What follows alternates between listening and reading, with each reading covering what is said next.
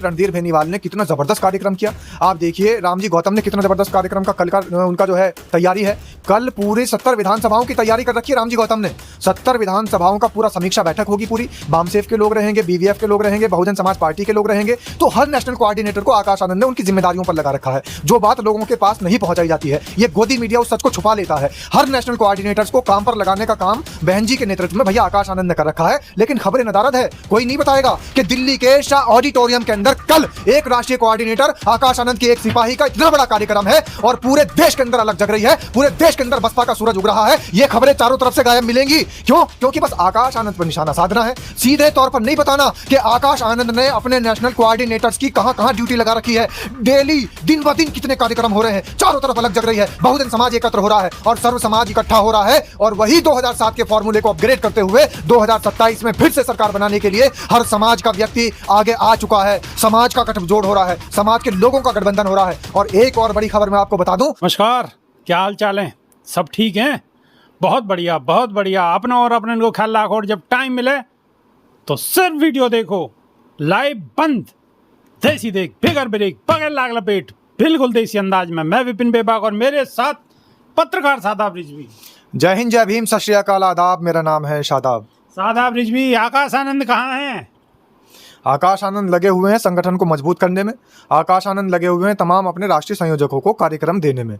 और जितने भी राष्ट्रीय संयोजक हैं वो कार्यक्रमों में पहुंच रहे हैं, हिस्सा ले रहे हैं और जबरदस्त तरीके से बहुजन समाज पार्टी की वापसी करने के लिए कमर कसवा रहे हैं। अब जमीन पर उतरेंगे ना उतरे, अब तो अखिलेश यादव भी उतर ही आए महाराज। अब तो वो भी दर्शन करने चले गए श्री राम लला के। अखिलेश यादव मंदिर के दर्शन करने के लिए उतरे हैं।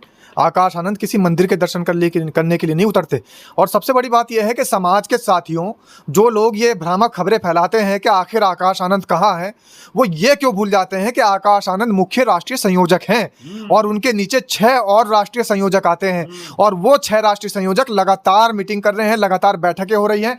राम रिजवी कचू प्रधानमंत्री, देश के यशस्वी प्रधानमंत्री नरेंद्र दामोदर दास मोदी जी ते भी सीख लेते को तो देश के प्रधानमंत्री हैं। प्रधानमंत्री होने के बाद अगर प्रधानी को भी चुनाव होगा तो वहां में भी चले जाएं, चुनाव प्रचार के नहीं है। और आकाश आनंद को आपने इतनी बड़ी पदवी पर बैठा दिया कि उत्तर प्रदेश में झांकी ना रहे।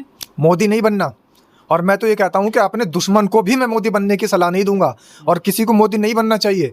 इस देश के अंदर मोदी ने जो काम कर रखे हैं, जो कुकृत्य कर रखे हैं, जितने कांड कर रखे हैं, इतना तो कोई, मैं ये कहता हूँ, विपक्षी पार्टी के नेता भी नहीं कर सकते।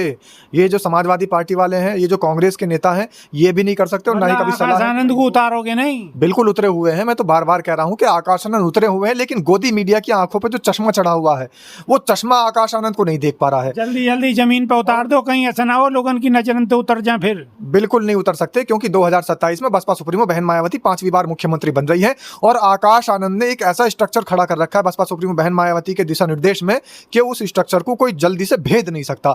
एक ऐसा अभेद किला तैयार कर दिया है। और मैं आपको बार बार यही बात बता रहा हूं कि जो कोऑर्डिनेटर्स हैं बहुजन समाज पार्टी के, उनको अलग अलग तरीके से कार्यक्रमों में लगा रखा है। अब आपको मैं गिनवाऊं तो बहुत लंबी लिस्ट हो जाएगी जितने कोऑर्डिनेटर्स हैं। आप देखिए रणधीर बेनीवाल ने कितना जबरदस्त कार्यक्रम किया। आप देखिए रामजी गौतम ने कितना जबरदस्त कार्यक्रम का कल का उनका जो है तैयारी है। कल पूरे 70 विधानसभाओं की तैयारी कर रखी है रामजी गौतम ने। 70 विधानसभाओं का पूरा समीक्षा बैठक होगी पूरी। वामसेफ के लोग रहेंगे, बीवीएफ के लोग रहेंगे, बहुजन समाज पार्टी के लोग रहेंगे। तो हर नेशनल कोऑर्डिनेटर को आकाश आनंद ने उनकी जिम्मेदारियों पर लगा रखा है। जो बात लोगों के पास नहीं पहुंचाई जाती है, ये गोदी मीडिया उस सच को छुपा लेता है। हर नेशनल कोऑर्डिनेटर्स को काम पर लगाने का काम बहन जी के नेतृत्व में भैया आकाश आनंद ने कर रखा है। लेकिन खबरें नदारद है, कोई नहीं बताएगा कि दिल्ली के शाह ऑडिटोरियम के अंदर कल एक राष्ट्रीय कोऑर्डिनेटर आकाश आनंद के एक सिपाही का इतना बड़ा कार्यक्रम है और पूरे देश के अंदर अलग जग रही है। पूरे देश के अंदर बसपा का सूरज उग रहा है। ये खबरें चारों तरफ से गायब मिलेंगी। क्यों? क्योंकि बस आकाश आनंद पर निशाना साधना है। सीधे तौर पर नहीं बताना कि आकाश आनंद ने अपने नेशनल कोऑर्डिनेटर्स की कहां ड्यूटी लगा रखी है।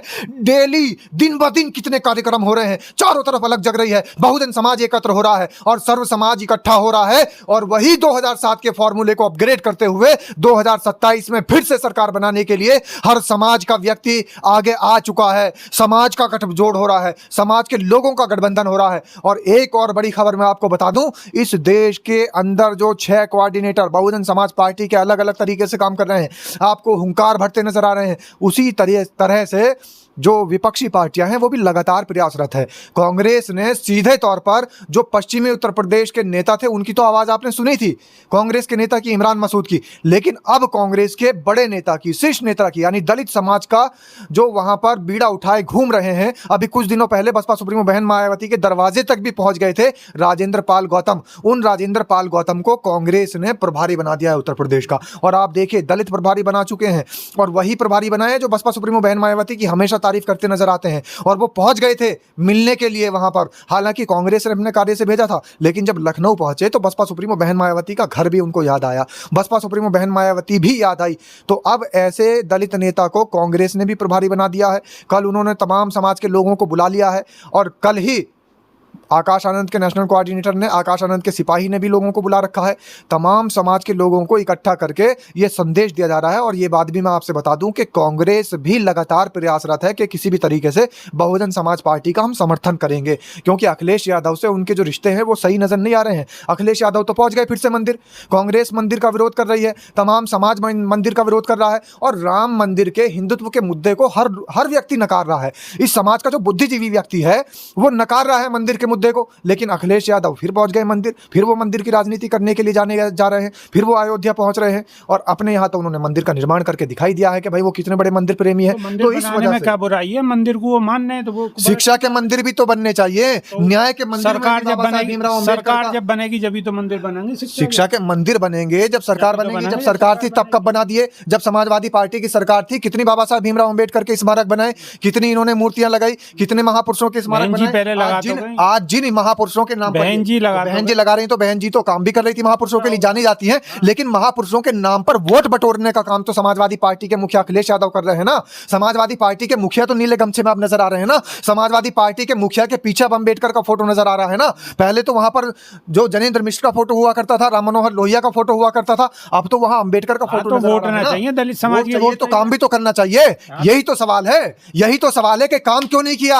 आखिर समाजवादी पार्टी के मुखिया दलित समाज का वोट लेने के लिए नीला गमछा तो डाल रहे हैं, ये तमाम जो है बहुजन समाज के महापुरुषों का सहारा तो ले रहे हैं, लेकिन महापुरुषों के स्मारक नहीं बना पाए। और सही तौर पर तो जो जिनका आप जिक्र कर रहे हो ना कि नेता तो घर बैठे रणनीति बना रहे हैं, नई उम्र के बालक भी बाहर नहीं निकल रहे हैं, समाज के लोग आपको नजर नहीं आ रहे। शाह ऑडिटोरियम पहुंच जाइएगा, कल नजर आ जाएंगे दिल्ली के अंदर।